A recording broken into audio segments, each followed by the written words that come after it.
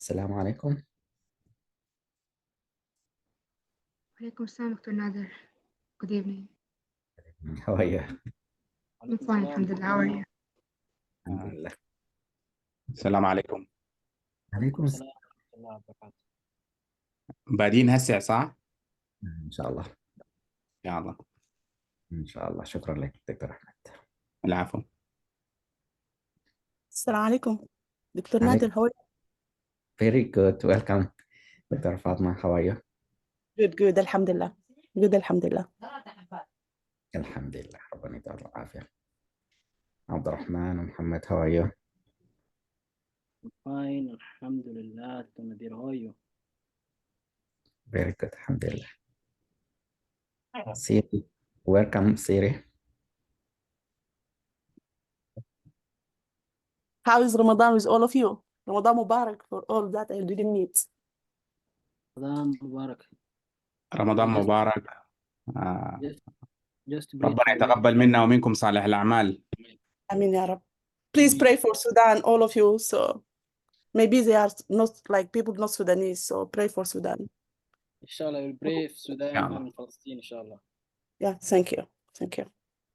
Allah. May Allah accept. Morning, Dr. Nadir. This is Siri. Hello, Siri. How are you? I'm good. How are you? Very good. Thank you. Good morning and welcome. Ramadan Kareem. Ramadan Mubarak. Yes. Hello, Dr. Nadir.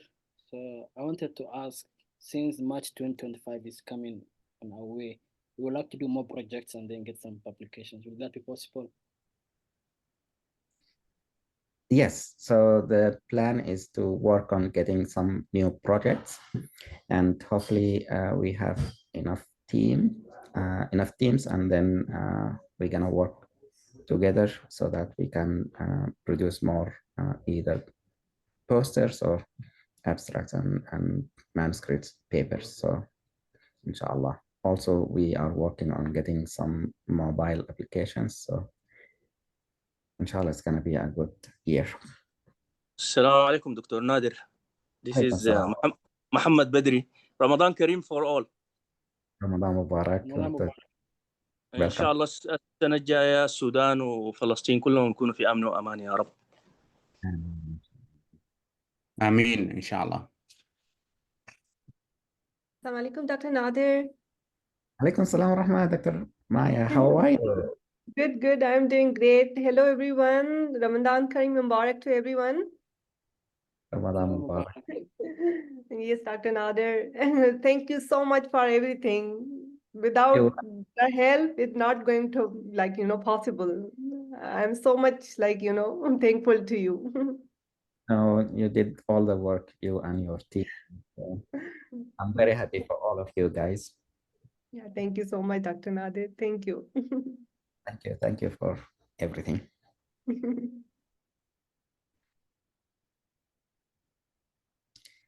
So perhaps we can go over the agenda, and then we can start if we have the team ready. Mafaz, do you know if we have the presenters? Yes, we have one of the three presenters. I can share my screen. Start. Can you share the screen for the agenda, please, Dr. Nader? Sure, yes, just a second. Give me a second.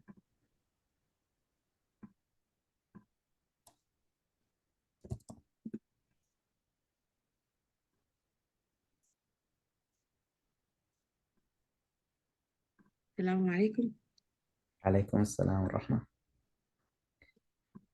I'm sorry, I was having some difficulty, but now I'm getting.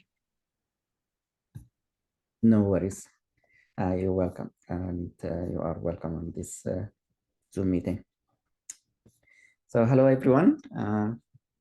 Here's the agenda for today, and the team will be presenting some topics, and then we have some fellows. Congratulations to all those who matched this year, and we wish all the best for the rest and those who are planning for next year.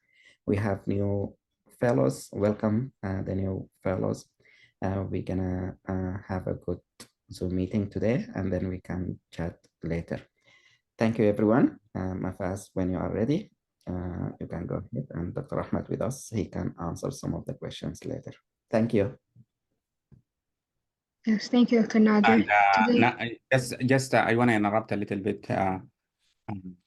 Hello, everybody. Ramadan Kareem. Congratulations for all the fellows who have matched this year. I wish them the best and more successes to come. And I wish success for all fellows. Welcome the new fellows, and really good news to have. Yeah, this is a great number, and really this indicates that you are working hard.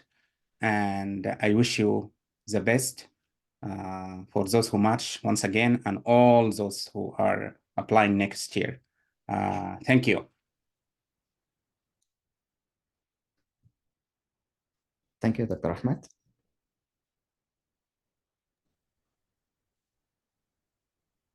Thank you, Dr. Ahmed. Can you share the screen, Dr. Nader, for the agenda?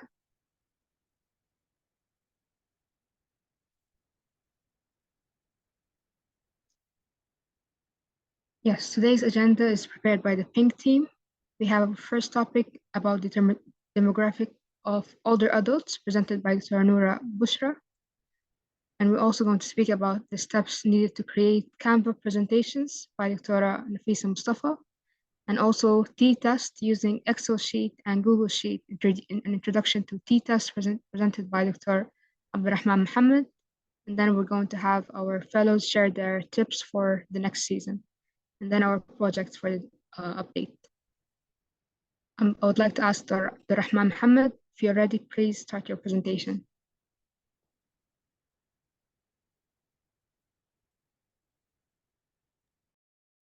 Hello. So I might take a few minutes because my PDF that I made it's not working. I have to download applications and then make it. Can someone else take it over while I'm fixing it? Yes. Can Dr. Nafisa Mustafa, if you're available, can you start your presentation? Oh, yes, definitely. Thank you. You're welcome. Good afternoon, everyone. My name is Dr. Nafisa Mustafa. So today I'll be sharing the screen to show you step by step how to create a presentation using Canva website. So Dr. Nari, if you allow me to share my screen.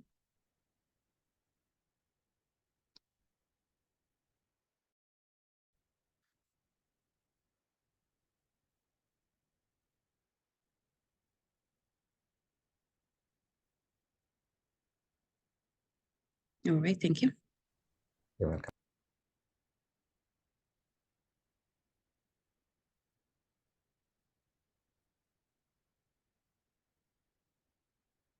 Okay, so everyone, you able to see my screen?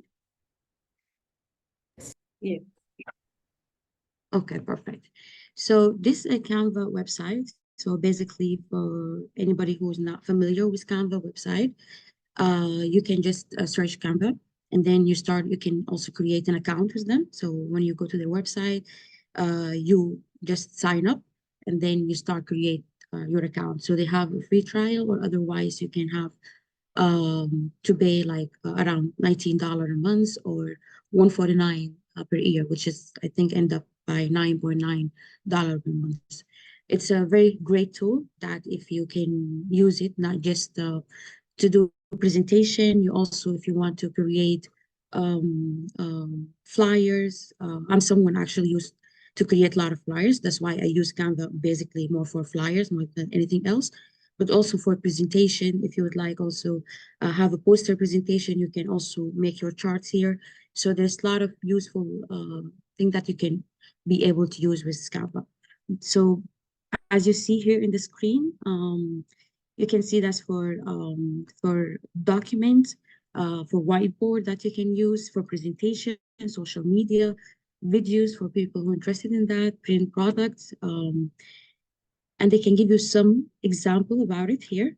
So our topic mainly today, we're talking about the presentation. So when you would like to create a presentation, after you go to the home page, you press on presentation.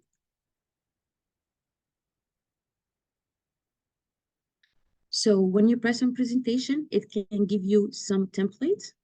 So those templates that you can use them according to whatever, like if you want something, for example, you would like to talk about food.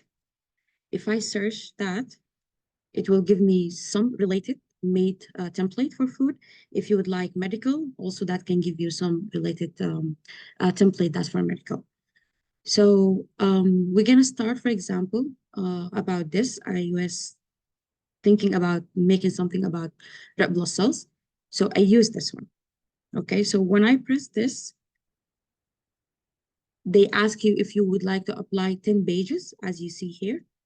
They have different 10 pages, or you just choose one and then you copying the same page. So let's go by applying the 10 pages here. All right, so some element that we would like to use to create the presentation. So you have here some design, some elements for graph, pictures, text. If you would like to upload picture from your own computer or even from website, if you would like to draw this here for your project, if you created project before, you'll be saved here. Also, you can immerse those projects in your presentation as well. Some apps, if you would like to add some apps here, that's also can be available for you. So basically, for example, you can add the Instagram page, Facebook, if you would like to post those presentation on those apps. All right, so let's see by design. I'm going to delete everything here so we can start fresh. Okay, so that's, I have my background here. So for the background, when I choose it, they can change the color. I can choose whatever color that I want. You can see here, there's some shade, which will give you two mixed color, and I like those to use. You can choose the color that, for example, if you press here, you can choose what color and what shade that you want. You can change as much you can. All right. Let's come to make it simple. If I would like to have the topic about, let's say, blood cell, I would like to choose the text here. So I have the heading, I have the subheading, and adding the titles. Here you can have some that which you can use, some templates, some of them are free. Anything that you see a crown next to it, that you have to be having some subscription with them in order to able to use those. So let's see, for example, if I choose that one. It appeared to me here, just basically I'm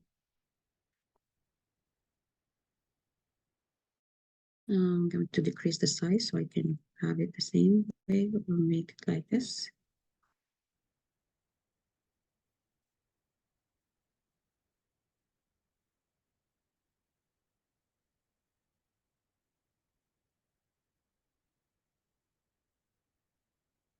Okay, so that's an already made design.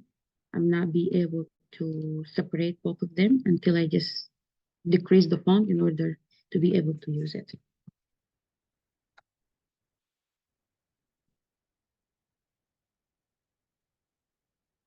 Okay, so let's see, that's my title.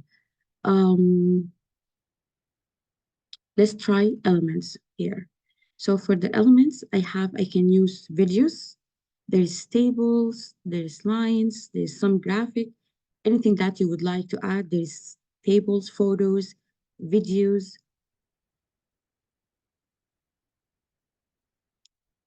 And also you have the search that can make it easier for you to have anything that's related to the topic that you would like to present. So I have, for example, again, let's say blood cells. So you can see here, I have graphic, if I would like to see all of them. You can just basically, when you press on it, it's gonna come back and you can just readjust it and put it everywhere that you want. Let's see the photos. You have amazing photos, and maybe if you can give it a shot, you can also create your own in this website. So we have some videos, and I like the videos a lot. So let's see if I press on it, you see how this one is going. Maybe if I put it here. I still have it at the background. For example, if I hit present to show you how it's going to look like in my presentation.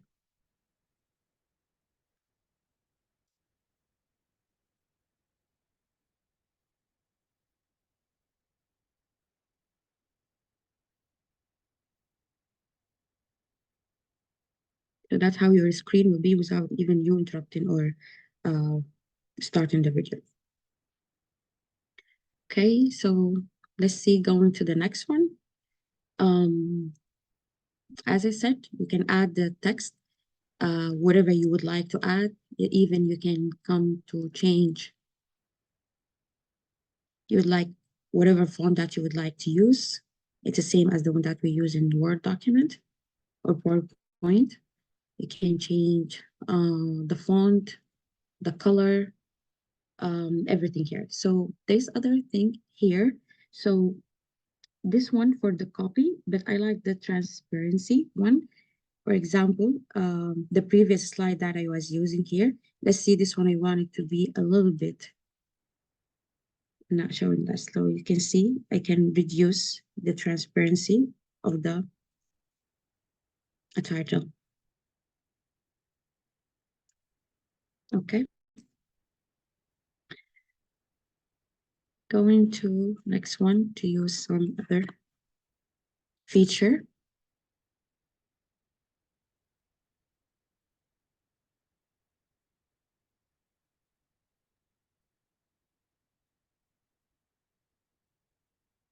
This feature, it's very nice if you would like to use it in your presentation. Even though if I just put a chart here, I don't even go. That will give me all the chart, and you can choose the shape that you would like. You can change the color. For example, let's say I would like to choose this one here.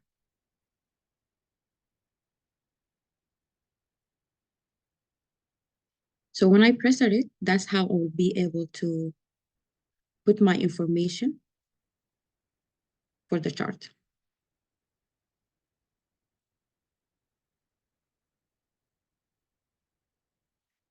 Other thing that if you would like, if you have using different language and you would like to have some translation, that's also you can address that using this page.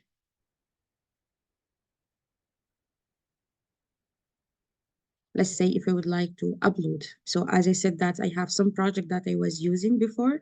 Let's say I was talking about the clinic that I was managing. So I will just, for example, use our logo.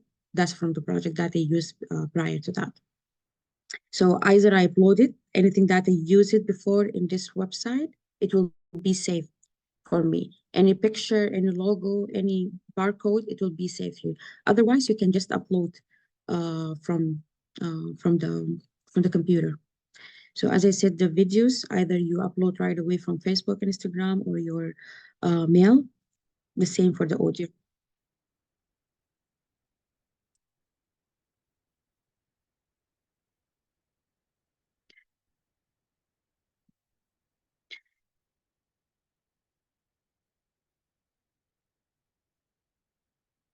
So other feature here for people who would like to illustrate something by drawing a simple picture. So that's another feature that they can use.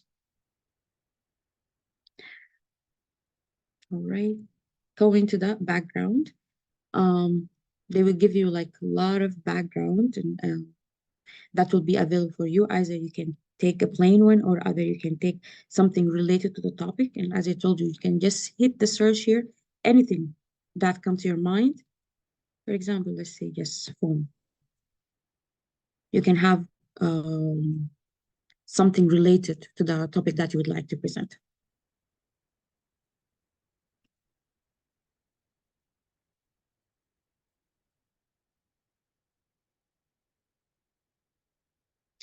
Okay, so the tricky thing, like for example, I have two part that open here. If I would like to delete, I have to make sure that I'm pressing the right thing instead of deleting the whole thing.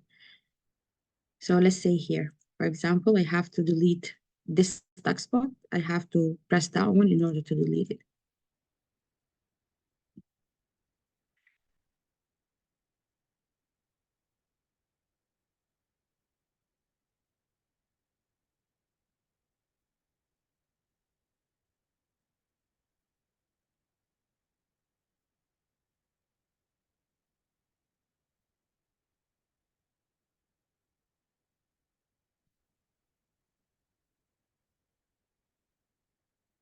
So let's complete our, for example, we're gonna talk about the type.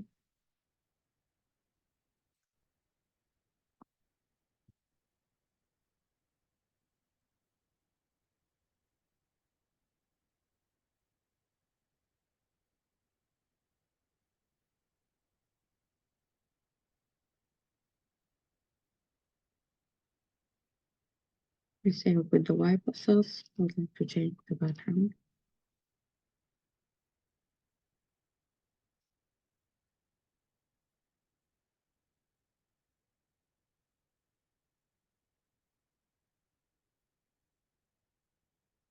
So that's basically how you just adjust your pictures and everything.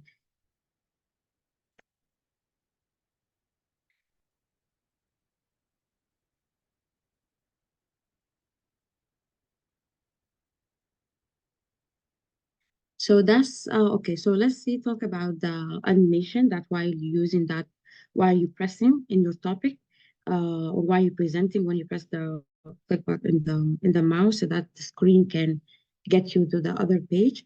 So if you have multiple pictures, you can do that through the animation.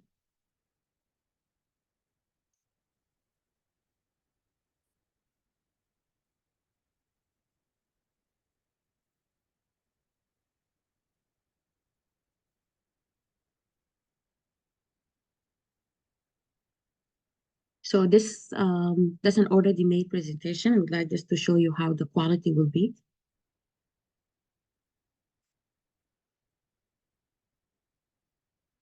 So for example, if I would, I will go later and show you, for example, if I would like to create my own graph for this. So we can go back later and see it.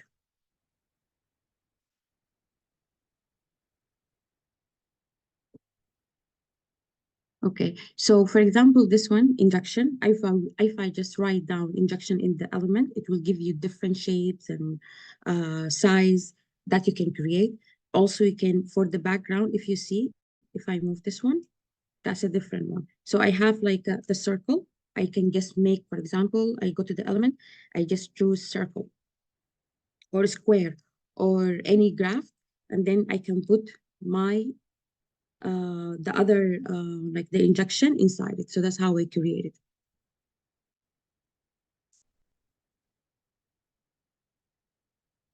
So those, for example, as well, I like them from the chart that we used earlier.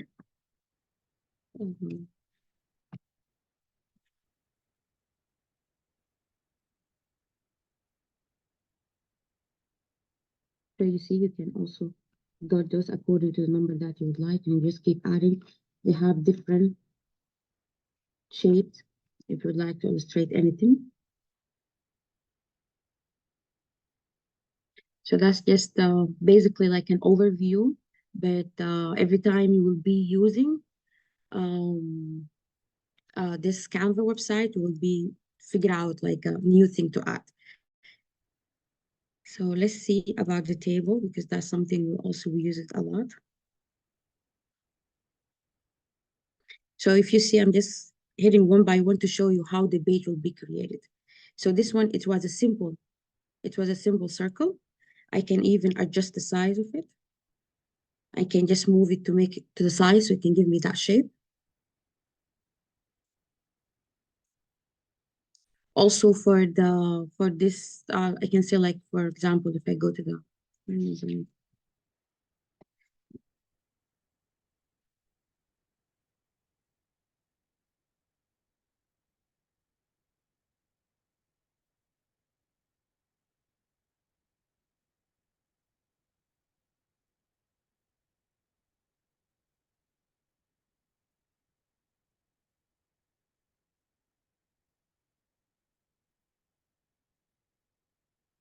so that's kind of graph that I would like to show you how that would be amazing. If you would like to talk about anatomy, for example, you can have all the details that you can think about it.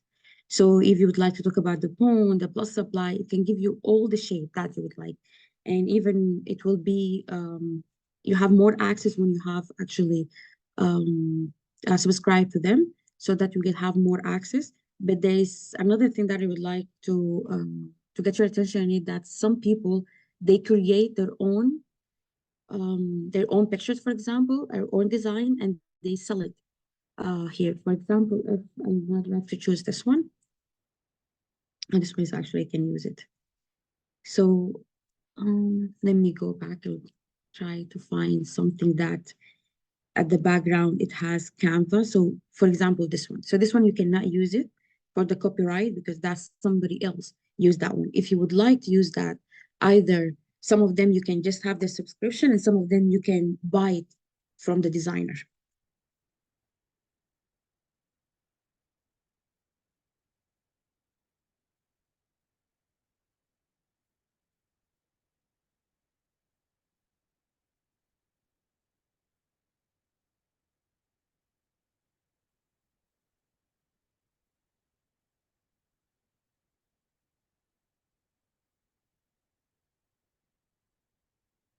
Okay, so I'll share with you before that we did our blood pressure app. So all the graphic that we use, that's something was available here. As you said, whenever you just put something, anything that you can cross your mind, you can find it here.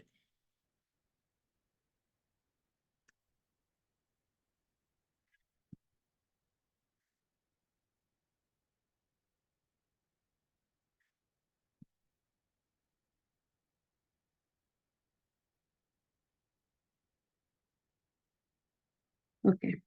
So as I told you, I just put this one in order to show you.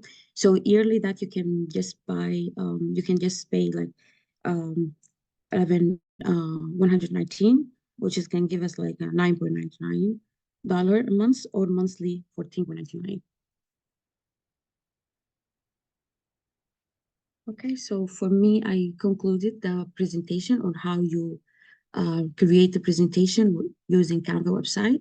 The last thing that I would like to do is to show you how you can share this presentation. So either you go, for example, when you present, either you present directly from the website, or you can just basically download it, or you share it with your social media. That's a good thing about printing, for example, with Canva. They can print and ship it to you. And there's other thing that I would like to show you. For example, if you would like to use, if I go to the home page, if I would like to use a poster, so it will give you exactly the size of the poster that you would like. So you're not gonna have any trouble, for example, with the size of the poster. Okay, so that's for the presentation using Canva. And as I told you, if you'd like to create any design for flyers or anything else, you can use the same website.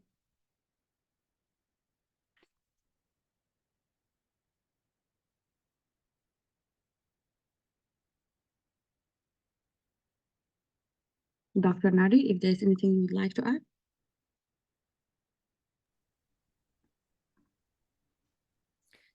Hello.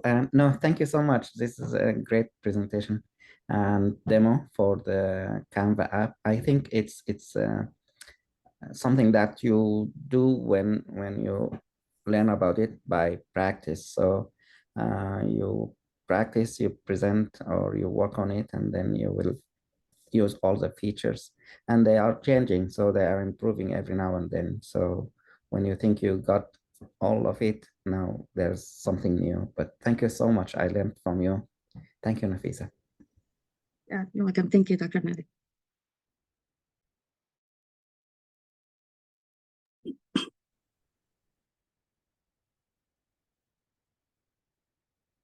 Yes, moving on to the next presentation. Thank you, Dr. Nafisa, very much for the detailed presentation about Canva.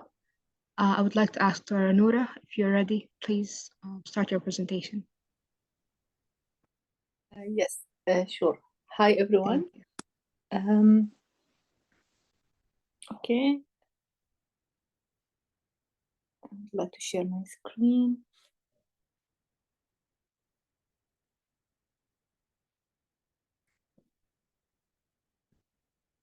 Okay. Okay, sorry, the host only can share this meeting. I can't share my screen. Nafisa, can you move on the host, share the host with Dr. Noura, Yes, please? I apologize. Yes.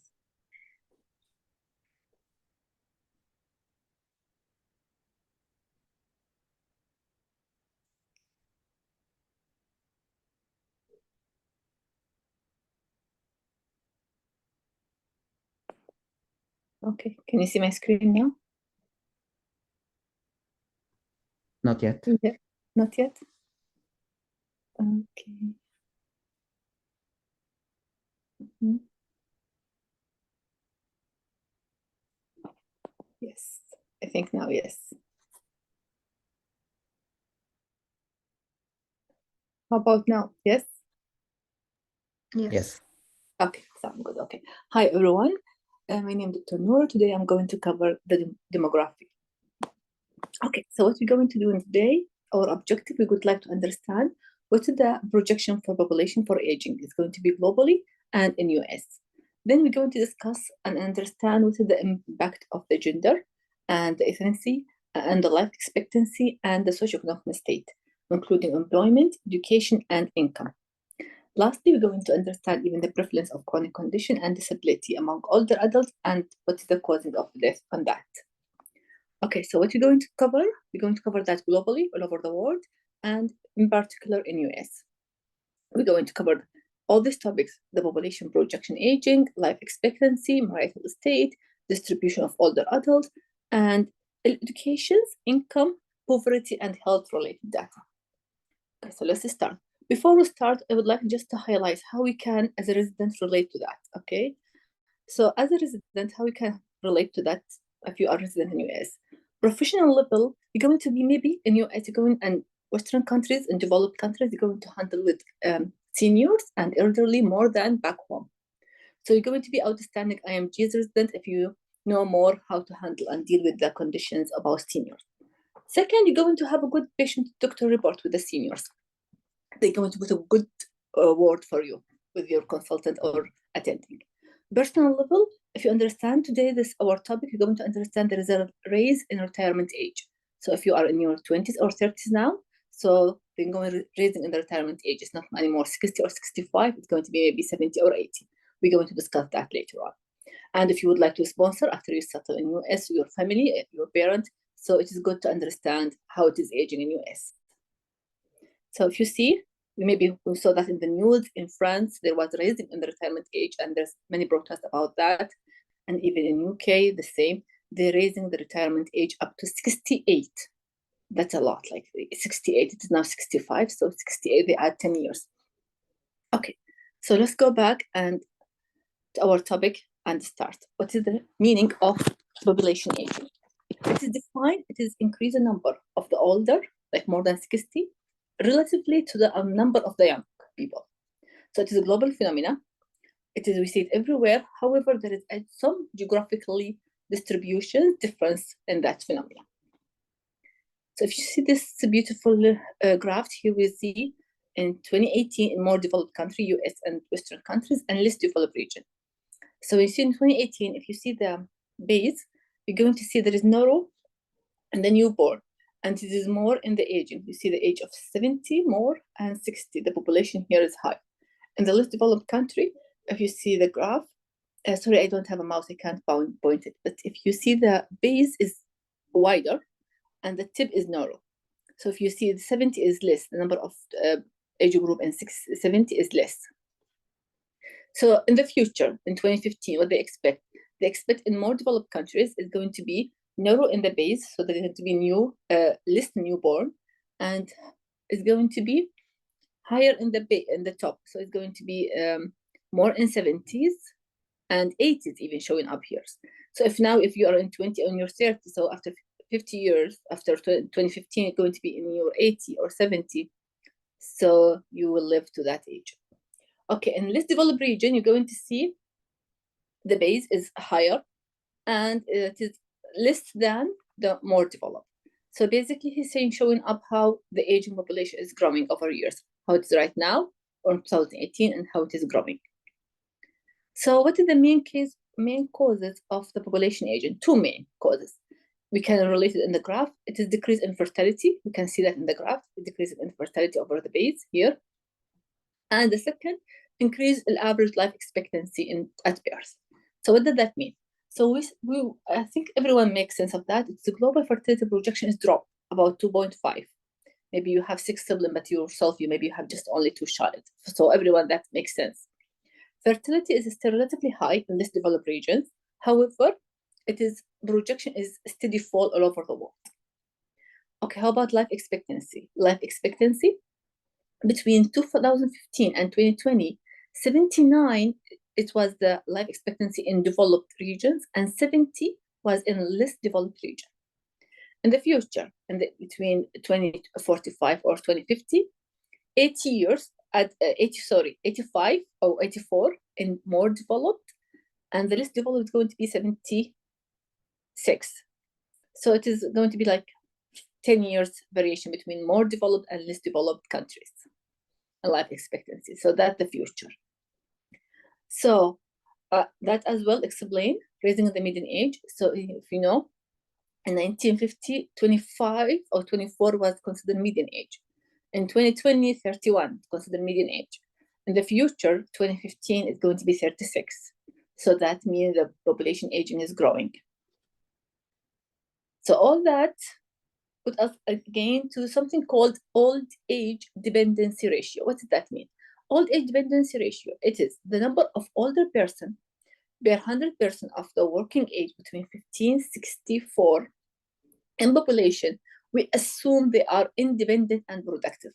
Basically, the number of the people that they are independent and productive. However, utilization of this metric is not controversial, not accurate, because increasing population of older adults working more than 65. In other words, we see people over 65 are still working. So it is not 64 anymore, especially in less developed countries. Globally, the old age dependency ratio is increasing. So in 2025, there's going to be additional 16 older adults. So we're going to see people working over the age of 65. Okay, so how we relate that globally in healthcare utilizations? World Healthcare Organization in 2015 estimate adults more than age 70 account for more than 50 death is caused by non-communicable disease, and 20 only causing by communicable disease. Okay, how about more than 70 non-communicable disease? 91 of the deaths is in developed regions, and 83 disease death in developed countries. So basically, it is more of the chronic disease, and it is less in developed country, and it is more in underdeveloped country. Okay, so that means how we can use this data. We can use that data, in other words, and performing a social program priority for countries with significant population aging to create more productive work environment. So that's how we can use of all this old population that we have. Okay, so now we're going to speak about US specifically, and the trend and the demographic in US. Okay, so the proportion of more than 65 is going to be, if you see here, it is in 2020 it was 16.9. In 2013 is going to be 20.6. And those all more than 65. How about the number of population more than 85? In 2020 was 6.7 million. In 2015 is going to be 18 million. That's like double the number, triple the number, 18.6 million. So that's going to be 5 of total population. So because that we are highlighting that here. Okay, so the population projections, the US Census Bureau project that in 2044, the aggregate of minority population will surpass number of the current majority of white and Hispanic and people. Okay, in another word, there is major race and minor. So we're seeing that the minority is when the number is increasing. By 2015, the minority individual will account up to 50 more than age 65 and 31 more than 85. women have long life expectancy than men, so we're going to see more women, okay, in the 2015. So here the graph about, nice graph about life expectancy in different race. So if you see the highest in Hispanic, okay, of course, in all the graph, okay, we see at first look, the female life expectancy more than the man. Okay, then let's see this, the race. Okay, Hispanic is the most. Then after that, we see native Hawaii and white. And you can see Asian as well, the same ratio after that. And the last one is the black. Before them, the American Indian. Okay, so this is the life expectancy. So let's see now, we're going to discuss what is the factor that's affecting the life expectancy. Okay, first of all, healthy life expectancy. Statistically, they created the World Health Organization. They measure something called years of life expectancy free from morbidity and injuries. What does that mean? If you're living healthy without any diseases. They're expecting at birth 68.5 years of both sex going to live healthy, 70.1 years for women, and for men it's going to be 66.9, around that. At age 60, 17.9 years for both sex, 19 years for women, and 16 for men. So this is living healthy until that age. Okay, so now we're going to discuss something called marital status, how it's affecting the life expectancy. Difference between sex, marital status, and living arrangement. So 70, first of all, the produced by the parents' life expectancy, 70% of older men, okay, living with their spouse, okay, living with their spouse. However, 46 from women are just only married and living with their spouse. So women are more single than men, then they're affecting life expectancy. So women are aging by themselves, and men, most of the time, they have a partner when they are aging. So at age 65, 11 of men are just living alone. However, women is 33% of them living alone. Living alone affecting the quality of life. At age 85, we see just only 17 women only living with their spouse. The rest is living by themselves.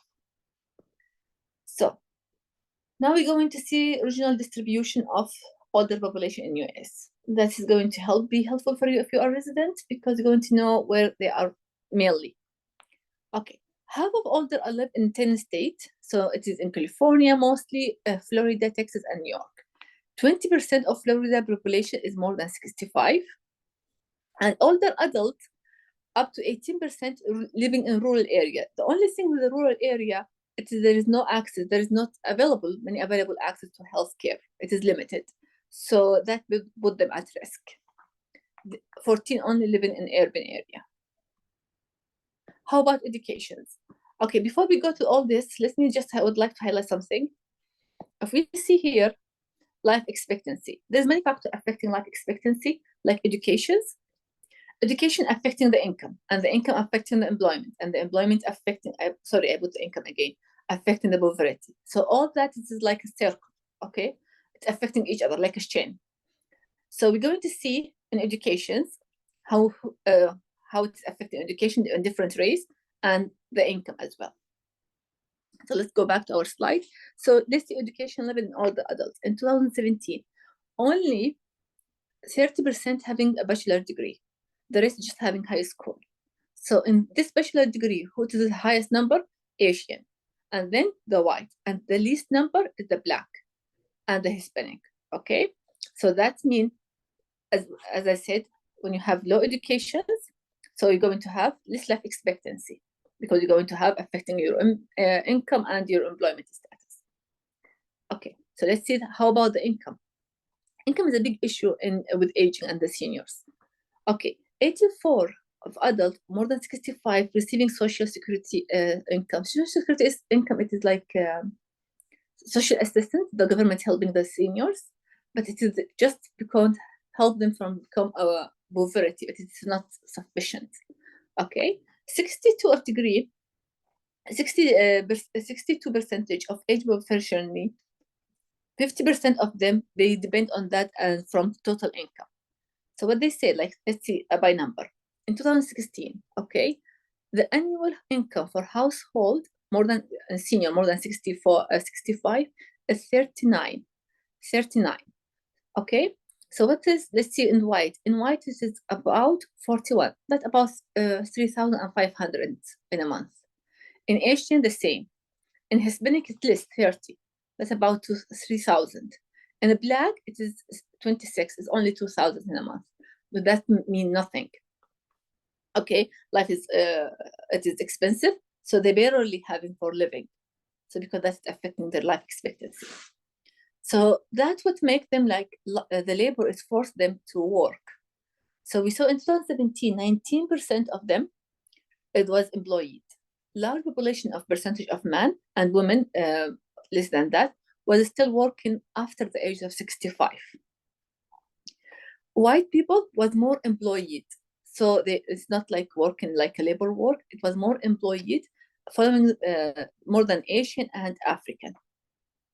Okay, again, it is the same chain. If you are having more education, you're going to have more income. You're going to, even when you have a work, it's going to be not labor work, it's going to be, and manual work, it's going to be more like employed and professional job. So let's go to the next about poverty.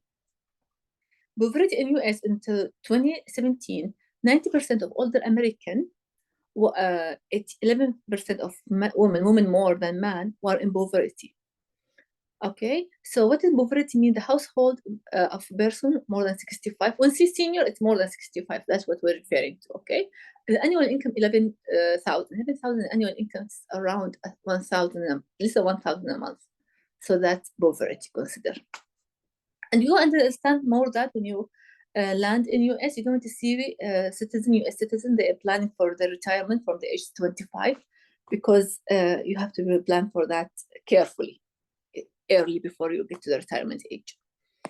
Okay, so we see here, according to the ethnicity, what is the poverty more? We see the less poverty, it is the white and the white, and more the ratio among the Black. Okay, the ratio more among the Black, we see here. So education, Asian more education and white, and who less education, Hispanic and Black. So that's affecting the income. Who have higher income, white and Asian. Who have low income, Black and Hispanic. Affecting poverty, who have less poverty, Native Hawaiian and white, who have more poverty, Black and American Indian. Okay. So let's go to calculate something called supplemental poverty measure. What is the supplemental measure, poverty measure? Nice thing. It is considered income after you pay your tax and your medical out pocket, like any medical expenses and the cash benefit. Then what left for you? That's what they consider, how they calculate that. According to, it's called SBM, 15% of older Americans were in poverty in 2016. And that's, if you are not planning your retirement well, that is what is happening. Medical expenses alone put 60% of all the population in poverty. Okay, medical expenses. Let me highlight something before we go through that. What is the medical healthcare system in US? Okay, to understand that healthcare system in US 3 types. Let's simply say 3 types. Medical care. Medical care is federal government, like it is cover all the country. Okay, but it is for population over 65 or anyone younger with disability. We have something called private insurance. This is most of the time when you are employed, you have this kind of insurance. We have something called mid-gap. What is the mid-gap? Mid-gap, it is if you have a bill, okay, doctor issue a bill for you for medications. So medical care is going to be half of that, and you're going to be by yourself the half of it. It's called, this is the medical care. Okay. Yeah, so, sorry, not working. Yeah, medical care supplement, okay? So now we can understand what medical expenses, why it is a burden, because if you are not planning for that, it's going to be it from your own pocket. So Social Security estimated to keep 35% of older population above poverty. So when there's social assistance from the government, just help them, like barely to be above the poverty, but it is not a living. Okay, so what is the health-related data here? In 2015, 68% of older adults, okay, have more chronic disease, and 35% had some sort of disability.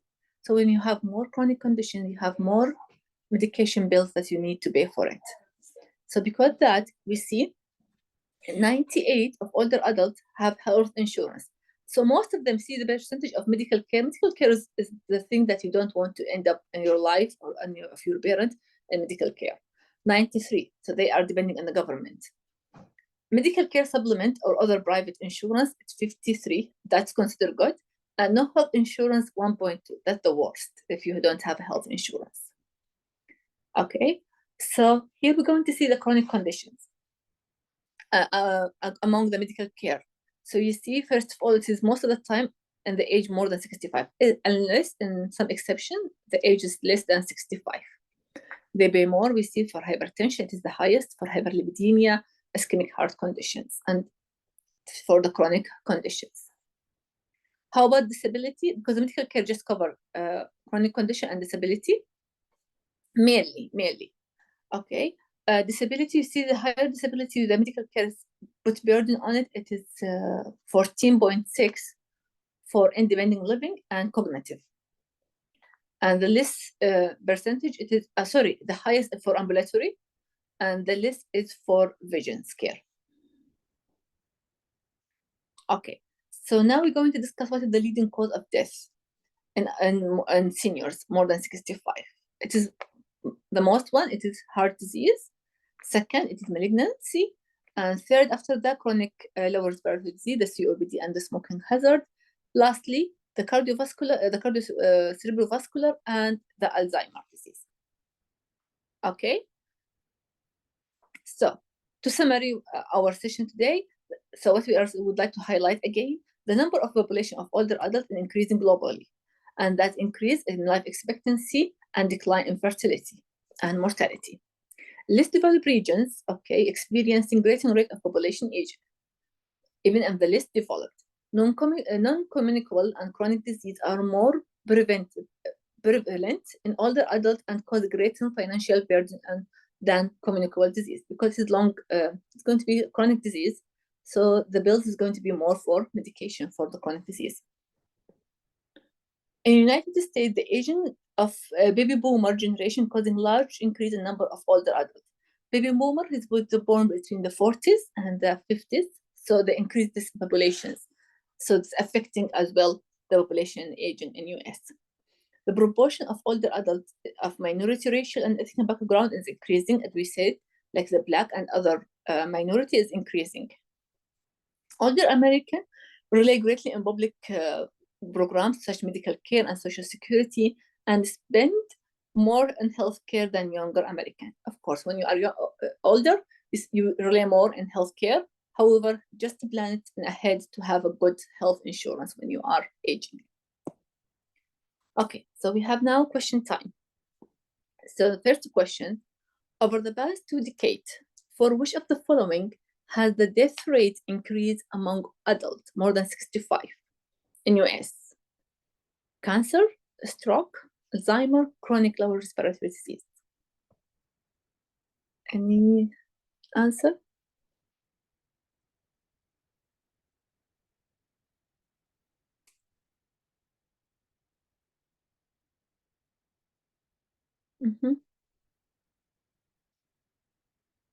Just guess.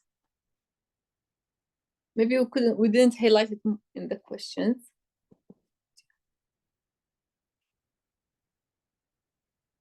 Cancer, stroke, Alzheimer, chronic lower respiratory.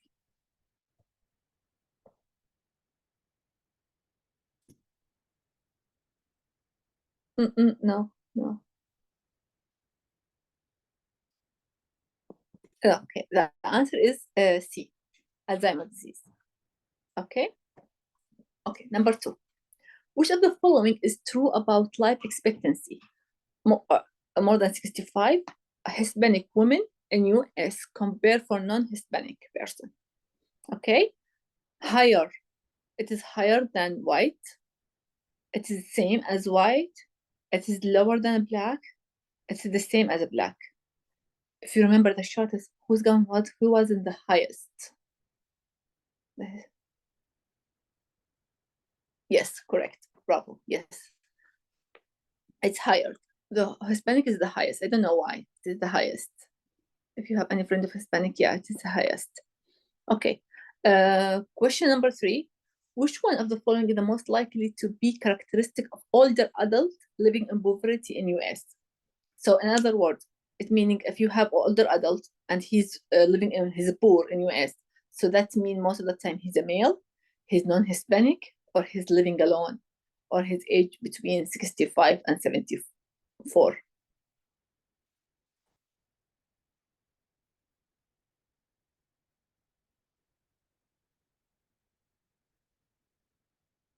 Okay, so yes, the answer is C. Yes, exactly C, living alone. So most of the time when he's living alone, that's what the poverty line. Okay, and that's for today. Thank you, everyone.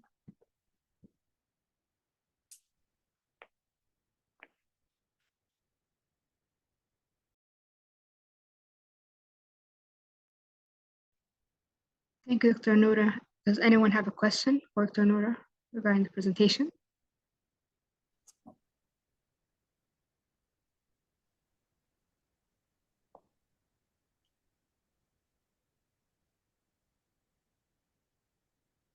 Okay, thank you very much, Dr. Noura, for the presentation. It was very helpful and very detailed regarding the healthcare system in the US for other adults.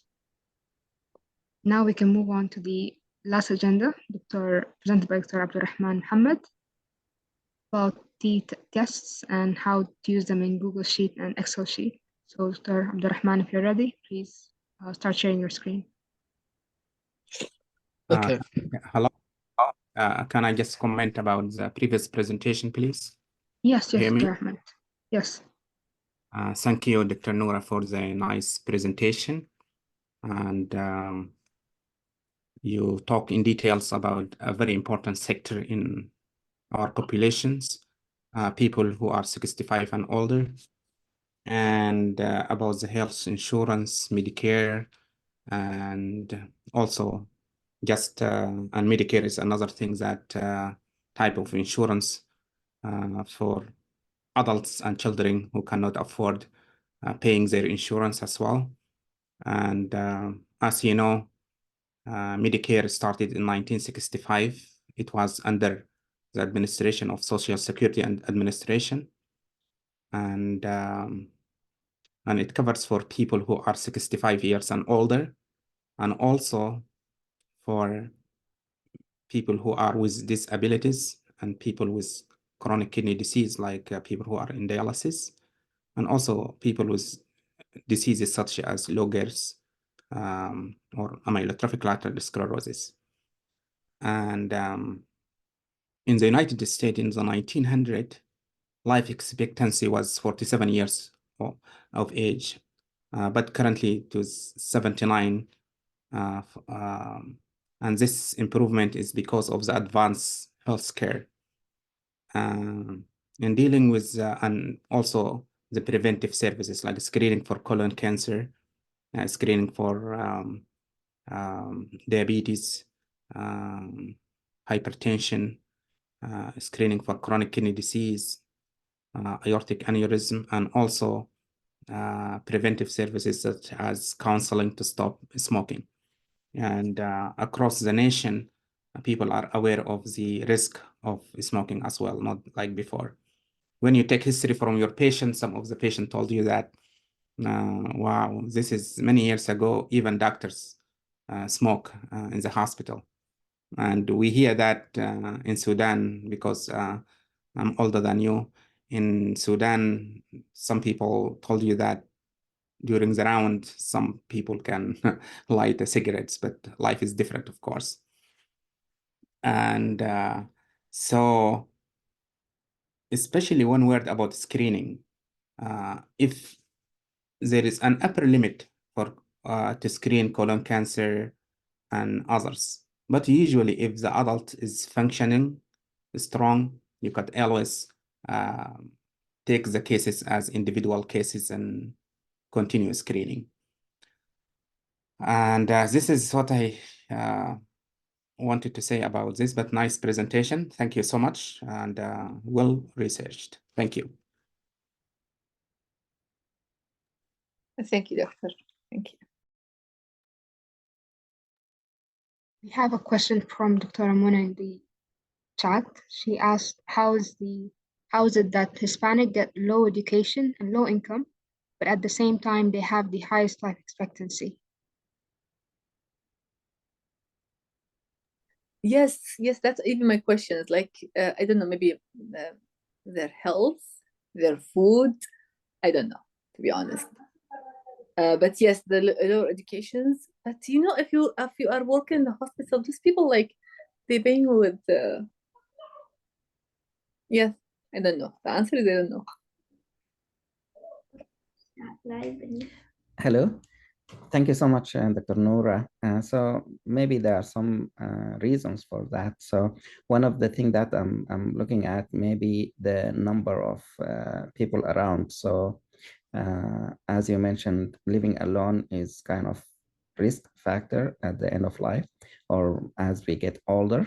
But in Hispanic families or extended families living together, that might contribute to some.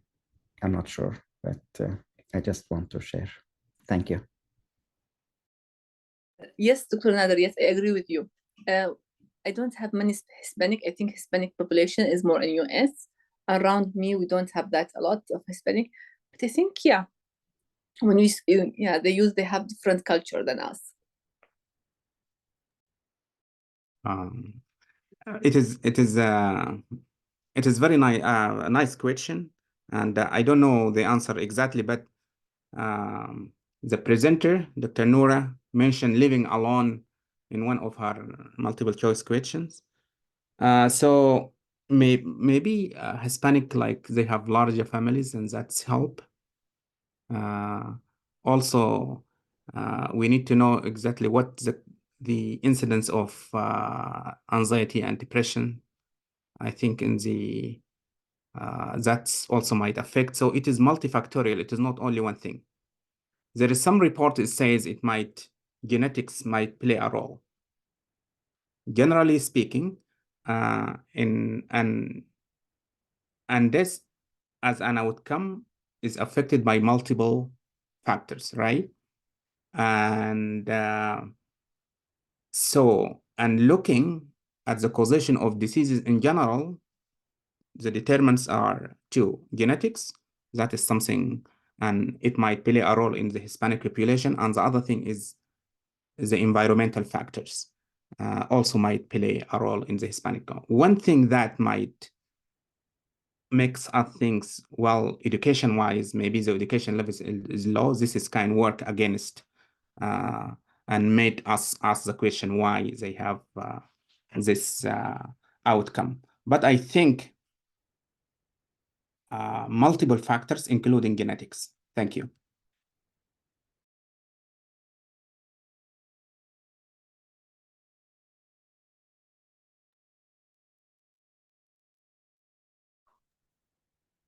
Hello? Yes, thank you, Dr. Ahmed, for answering the question. I do agree. I know of some Hispanic people that I have met in the past year, and I did notice that they have a very family-oriented lifestyle. Also, that in addition, maybe another factor would be that they rely entirely on their home cooking rather than fast food in some occasions. So I think that could be adding to this factor.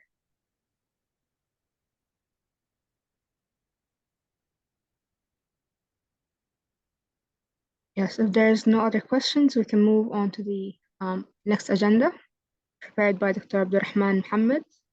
If you're ready, please start sharing your screen. Okay, let me start sharing my screen. Can you let on your side share the screen? It's saying like let the host share. Noura, maybe you can. Yes, thank you. sure. Thank you.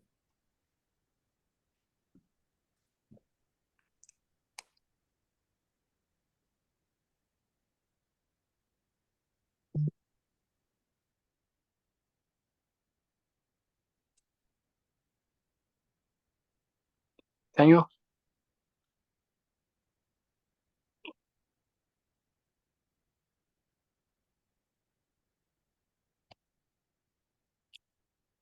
Noura, if you hit on the participant, Yes, I'm lost. Sorry, yes. Where? hit down at the bottom, like the volume or the mute, the camera. The third one is participants. Yes. Click on Okay. it, and then I think Can you can. Abdirahman.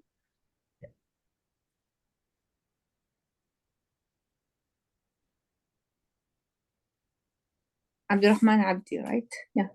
Yeah.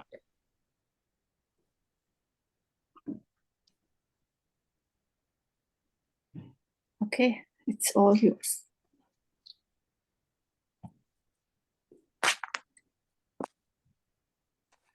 Thank you.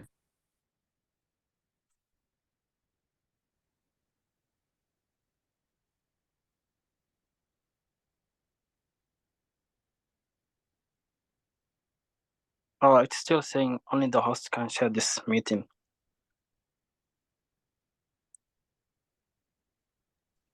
You're the host Hello. now. Yes. Oh, I think we made the host the wrong Abdirahman. It's now Abdirahman Abdi. Abdirahman Abdi. Yeah, but Not it's Abdirahman Abdi? Abdirahman only. Mine is Abdirahman only, yeah. Okay. Let me try to fix it.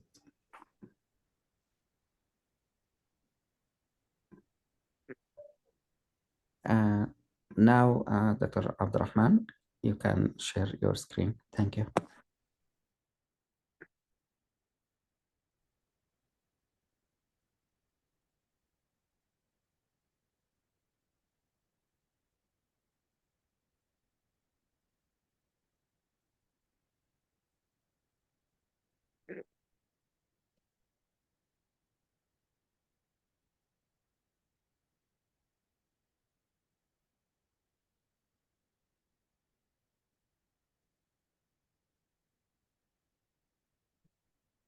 You guys see my screen?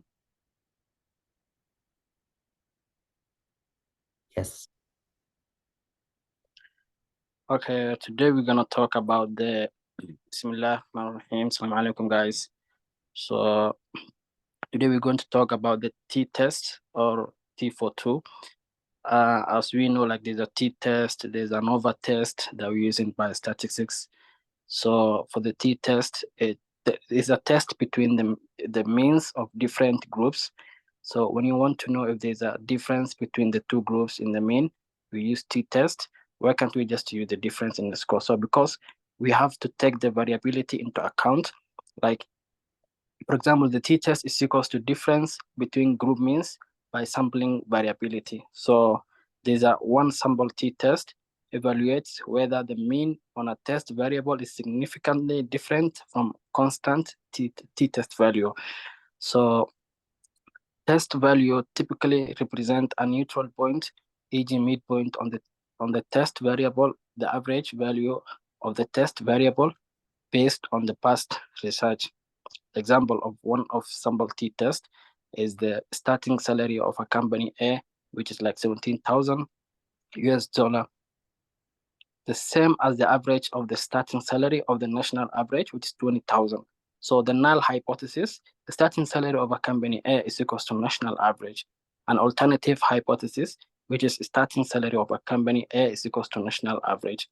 Review, so I'd like to review like the standard deviations, measure of dispersion or spread of scores in a distribution of scores, standard error of the mean, standard deviation of sampling distribution, how much the mean will be expected to vary if the differences were due to only to error variance, significance test, statistical test to determine how likely it is that observed characteristics of the samples have occurred by chance alone in the population from which the samples were selected.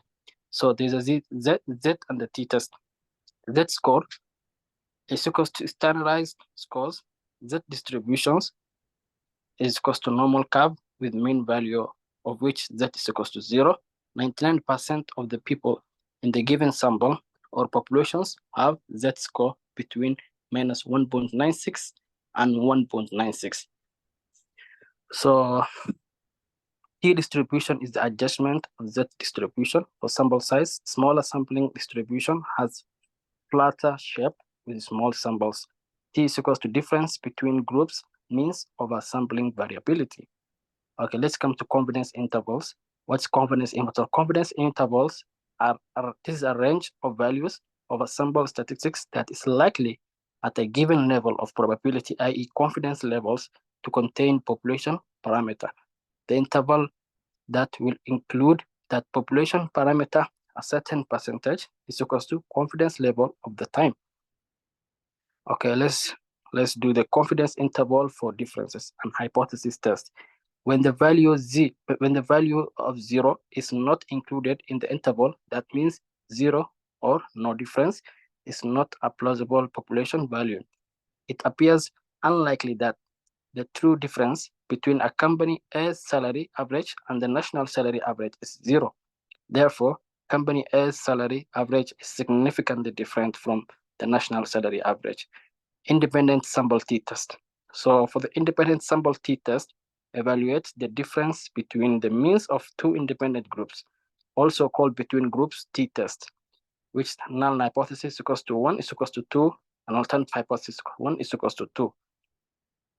These are also a paired sample t-test, which evaluates whether the mean of difference between the paired variable is significantly different than 0, applicable to 1, which repeated measures, and 2 matched subjects, also called within subject t-test. Repeated measures t-test. Null hypothesis D is equals to 0, and alternative hypothesis which D is equals to 0 again. Okay, let's come to analysis of variance, which is also called ANOVA. So an inferential statistical procedure used to test the null hypothesis that the means of two or more populations are equal to each other. The test statistics for ANOVA is the F test, which named for R. A. Fisher, the creator of the statistics. The t-test versus ANOVA test. Let's see what's the difference between t-test versus the ANOVA test. For the t-test, it compares two groups. Test the null hypothesis that two populations have the same average.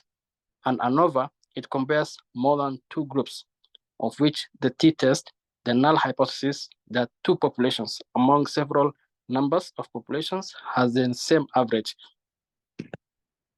ANOVA, examples of the ANOVA, example of curricula A, B, C. You want to know what the average scores on the test of computer operations will have been if the entire population of the fourth graders in the school system had been taught using curriculum A. What the population average will have been and they been taught using curriculum B. What the population average will have been had they been taught using curriculum C. Null hypothesis, the population average will have been identical regardless of the curriculum used. Alternative hypothesis, the population's average differ for at least one pair of the populations. For the ANOVA test, the F ratio, the variation in the average of these samples from one sample to the next will be compared to the variation among individual observations within each of the samples. The statistics termed an F ratio will computed. It will summarize the variation among the sample average compared to the variation among individuals' observations within the samples. Okay, the F statistics will be compared to tabulated critical value that correspond to selected alpha levels. If the computed value of the F statistics is larger than the critical value, the null hypothesis of equal populations average will be rejected in favor of the alternative that the populations average differ. Interpreting significance, of which B value is less than 0.05. The probability of observing of an F statistics at least this large, given that the null hypothesis was true and is less than 0.05. Logic of ANOVA. If two or more populations have identical average, the average of random samples selected from those populations ought to be fairly similar as well. Sample statistics vary from one sample to the next. However, large differences among the samples average will cause us to question the hypothesis that the samples were selected from populations with identical average. Logic of ANOVA continue. Let's continue then. So how much should the sample average differ before we conclude that the null hypothesis of equal populations average should be rejected? In ANOVA, the answer to this question is obtained by comparing the variation among the sample average to the variation among observations within each of the samples. Only if variation among sample average is substantially larger than the variation within the samples do we conclude that the population must have had different average. The three types of ANOVA. There's a one-way ANOVA, within subjects ANOVA, repeated measures randomized complete block, and the third one is factorial ANOVA, which two-way ANOVA. Sources of variations. 3 sources of variations. 1 total, 2 between 2 groups, 3 within groups. Sum of squares SS reflects variations, depends on sample size. Degrees of freedom, number of populations average being compared, mean square adjusted by differences can be compared with each other. So for the F statistics used to determine whether the populations average are significantly different, if the computed F statistics is larger than the critical value that correspond to selected alpha levels, the null hypothesis is rejected. Coming to the computing F ratio, the SS total is equal to total variation in the data, and the difference F statistics total is equal to total of sample size, which in bracket n minus 1 of the MS total. Okay. The SS between variation among the groups compared DF between, of which the number of groups minus 1, and MS is between is equals to SS between divided by the DF between.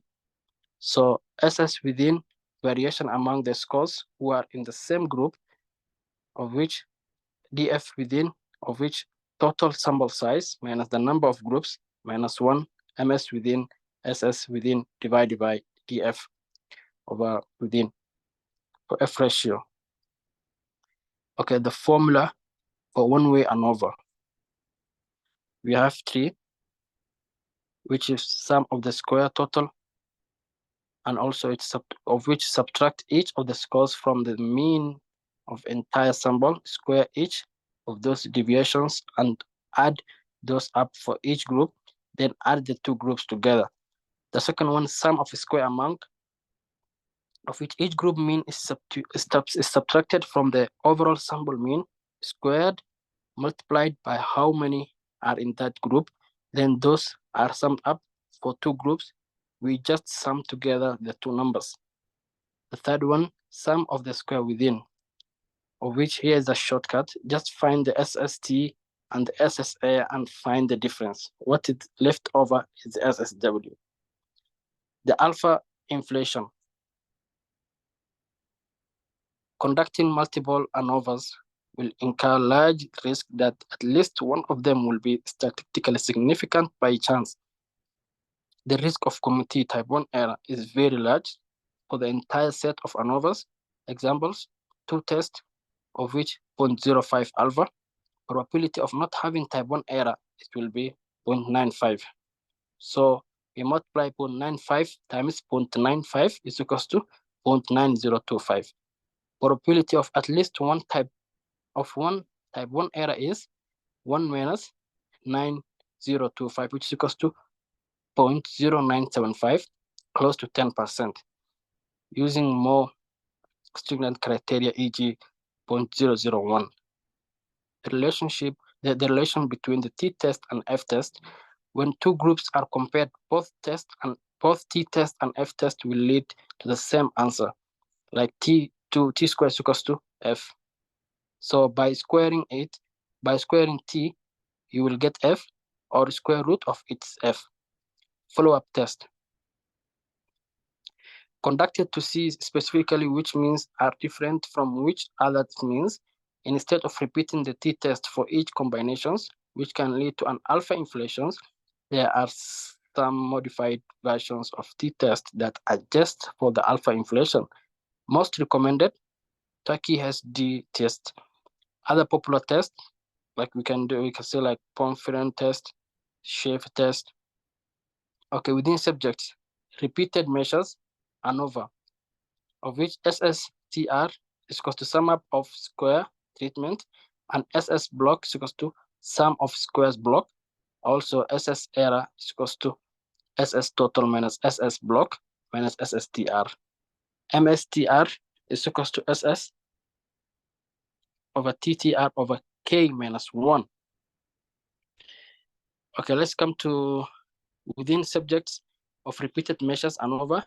Examine differences on a dependent variables that has been measured at more than 2 time points for one or more independent categorical variables. Within subjects, repeated measures ANOVA, we have the table here of which we have 4 categoricals formula. The first one, sum of the square treatment, each of which represent variations due to treatment effect.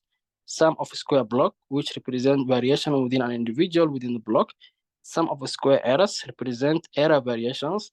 Sum of the square total represent total variations. So factorial ANOVA, of which t-test and one-way ANOVA. One independent variable, e.g. gender, and one dependent variable, e.g. test score.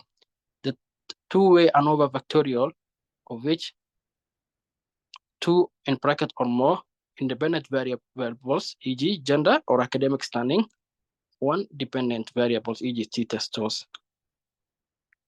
Okay, let's come to the main effect and interactions effect. The main effect, it is the effects for each independent variables on the dependent variables. Differences between the group means for each independent variable on the dependent variable. Interaction effect. So the interaction effect is when the relationship between the dependent variables and one independent variable differ according to the level of the second independent variable. When the effect of one independent variable on the dependent variable differ at various level, second independent variable. Let's come to T distributions. A family of theoretical probability distributions used in hypothesis testing, as with normal distributions or Z distributions. The T distributions are unimodal or symmetrical and bell-shaped, important for interpreting data gathered on small samples when the population variance is unknown. The larger the sample, the more closely the T approximate the normal distributions. For sample greater than 120, they are practically equivalent. Yeah, and we come to the end. Any question?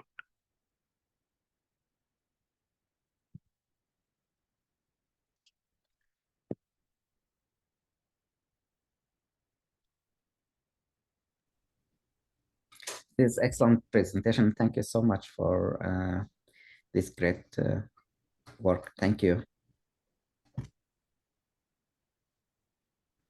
Any questions or maybe addition, Dr. Ahmed?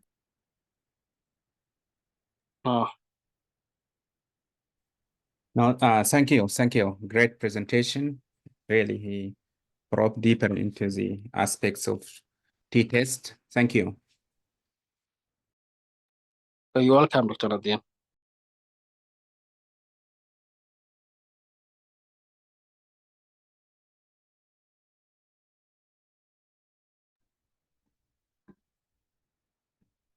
So if no questions, we can move to the other part of the Zoom meeting. So before we jump to the updates as far as the projects, I'd like to congratulate all those who matched this year. I wish you all the best. This is very good news, and we have about 23 people or fellows who matched this year to the residency program, different types of programs. So I've opened the opportunity for everyone to say something about that. And I'd like to start with you, Dr. Mafaz, and you can lead the other. For those who did not match this year, that's not the end of the chapter for you guys. So I think it's a step forward, and it's not your time yet. So I've been there. Many of the fellows in this program in the past, they have been there, but successfully they ended up starting their residency or fellowship somewhere. So my advice to you is stick on, continue, just try your best, see what areas you can improve on, take the time off for a couple of days, and then think, look at your application, look at your RAS, your personal statement, look at the programs that you are interested in, get more information, work with us in this program to improve the research aspect. Just highlight your areas when you apply next year.